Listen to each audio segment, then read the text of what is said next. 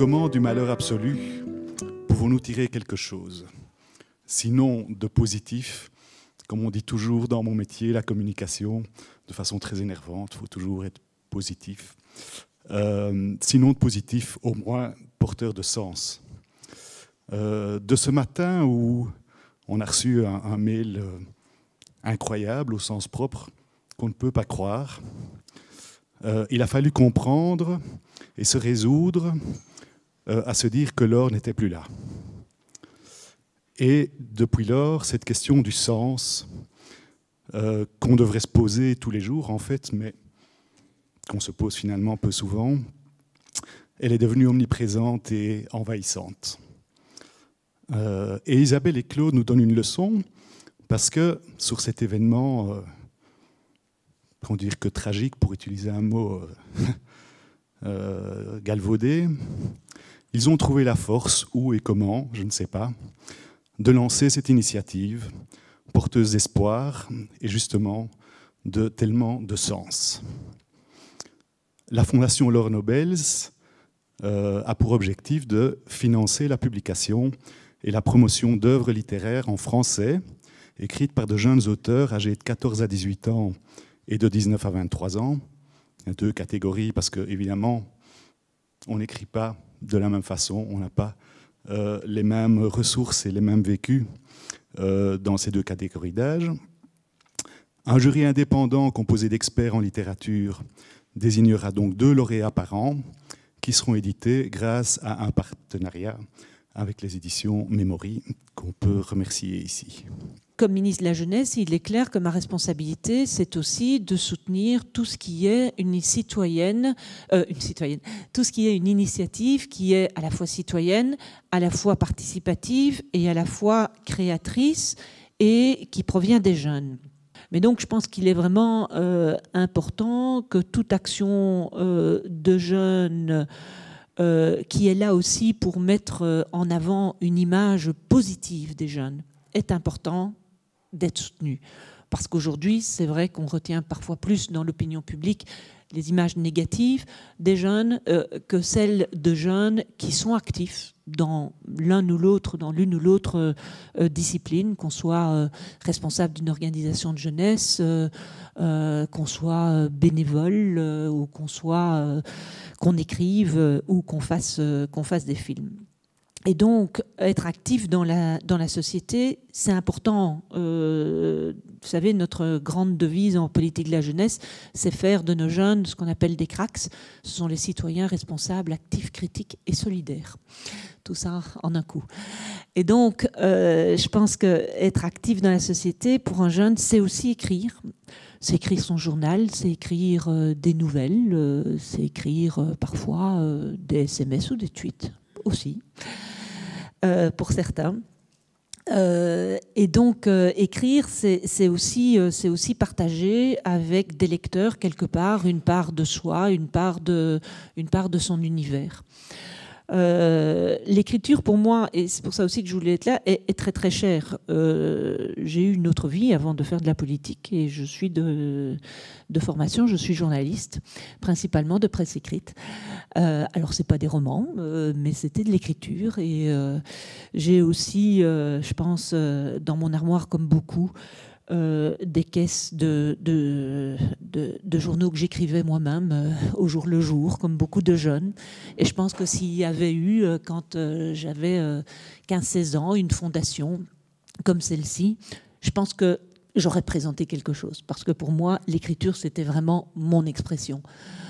Donc, aider les jeunes auteurs, je crois qu'aujourd'hui, c'est vraiment le plus beau cadeau que Laure et ses parents, que je tiens vraiment à remercier ici. Parce que Louis, tu as parlé de la force que vous avez eue à lancer ceci.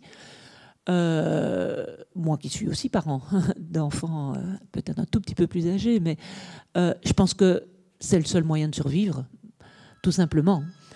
Et donc, je veux vraiment vous saluer parce que je vois ici quelque chose qui est de qualité, qui est professionnel, que beaucoup de gens sont à côté de vous aussi pour lancer ça.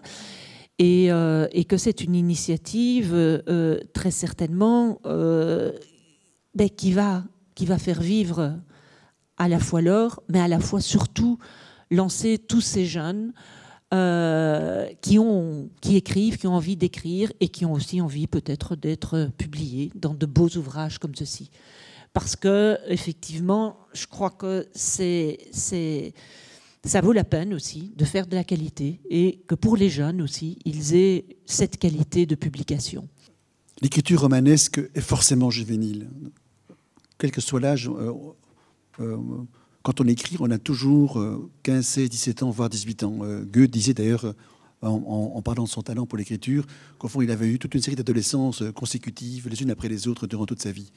Pourquoi c'est si important en 2014 de faire un prix comme celui-là ? Parce que vous allez me dire, on écrit depuis toujours, mais je pense qu'on n'écrit pas de la même manière depuis l'avènement du web. Je pense qu'il y a vraiment, depuis 93, maintenant tous les jeunes sont nés dans le web. Ça n'a plus comment c'était en 92, mais c'était vraiment, ça n'avait rien à voir avec 93. Donc il y a une mutation anthropologique invraisemblable.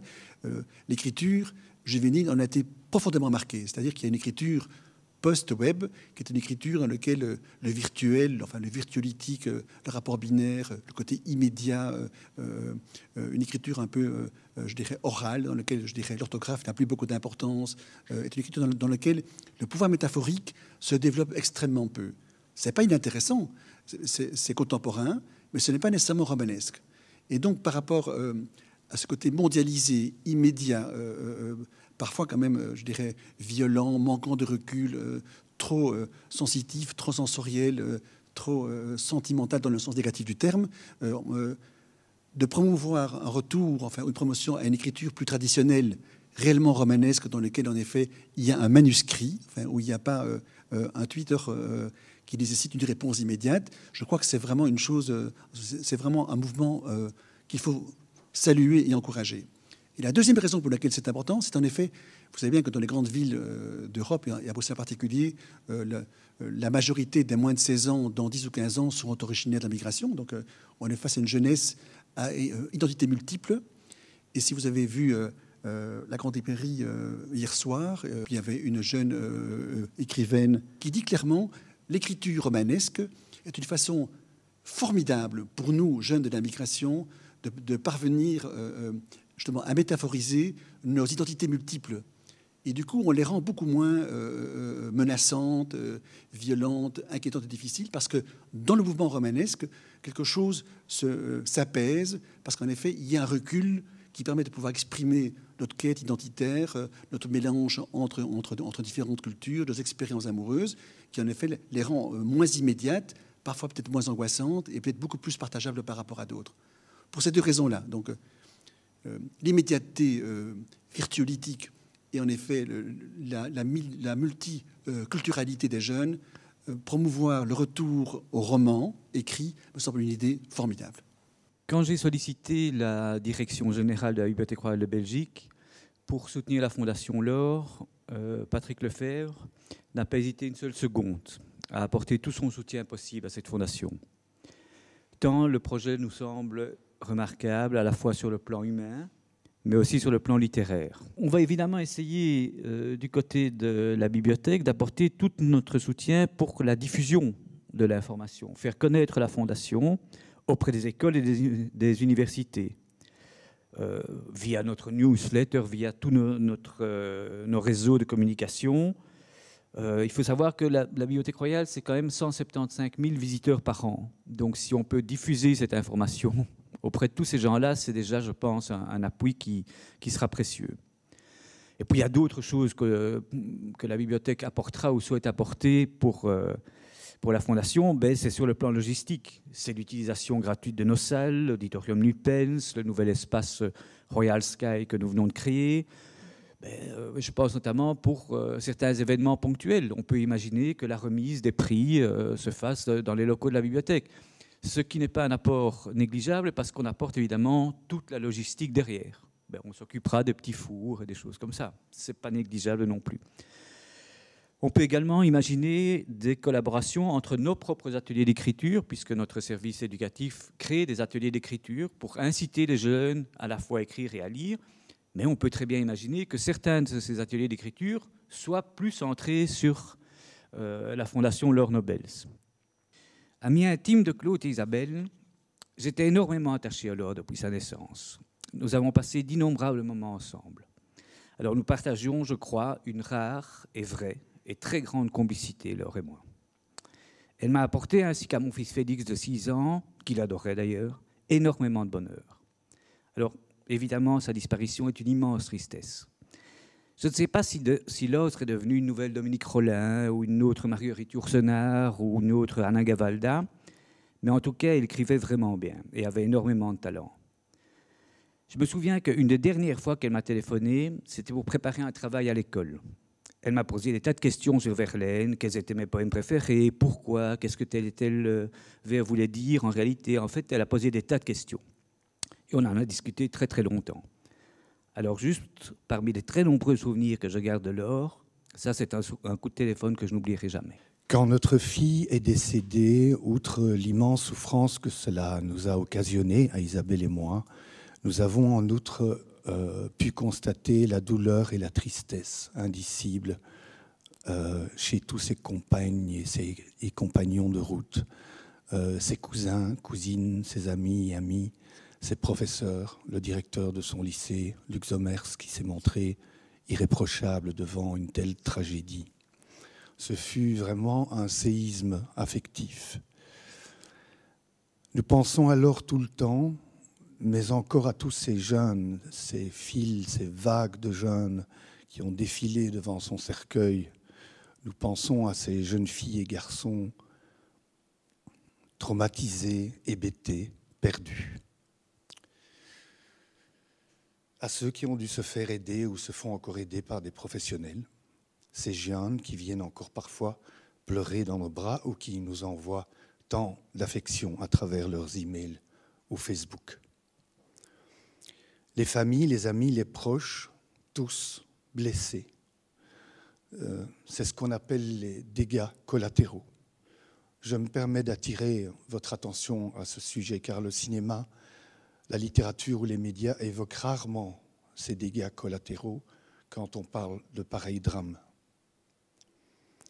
La Fondation Laure Nobel, c'est aussi pour cela que nous l'avons créée, en hommage à tous ceux qui ont souffert et souffrent encore avec nous, et en particulier les plus fragiles, enfants et adolescents.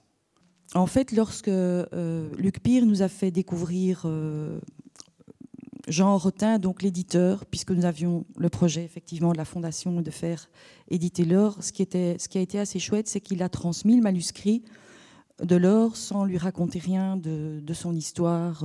Donc il a transmis à l'éditeur qu'il a fait lire par son comité de lecture. Et le retour a été, ben voilà, c'est tout à fait éditable, etc. Donc ce n'était pas lié au drame qui aurait pu peut-être affecter le jugement. Et donc ça a été une bonne base de départ pour nous, de collaboration avec l'édition Memory. Pour les prochains livres, évidemment, il y aura un jury indépendant de la Fondation Laure Nobel et de la Fondation Roy Baudouin qui sera composé d'écrivains, de journalistes, etc., de professeurs, qui délibérera sur les différents manuscrits. Alors aujourd'hui, c'est aussi l'occasion de faire l'appel à projet officiel pour la tranche d'âge 14-18 ans. Maintenant, nous allons nous attaquer à ça, à la promotion auprès des jeunes pour qu'il y ait des manuscrits.